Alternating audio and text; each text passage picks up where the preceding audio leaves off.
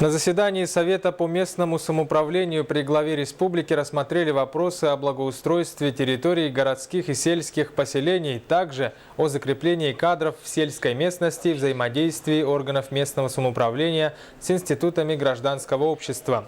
Что касается благоустройства, то ряд районов получили субсидии. Так, из 172 заявок 35 улусам удалось получить 102 миллиона рублей.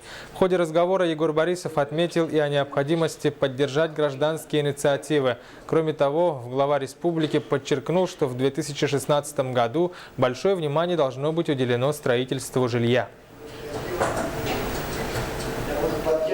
2016 год должен быть рекордным по строительству жилья. Хотя сегодня финансовых ресурсов по населению уже чувствуется определенная ограниченность, в связи с этим механизм поддержки строительства жилья при всех сложностях формирования бюджета правительство должно обеспечить.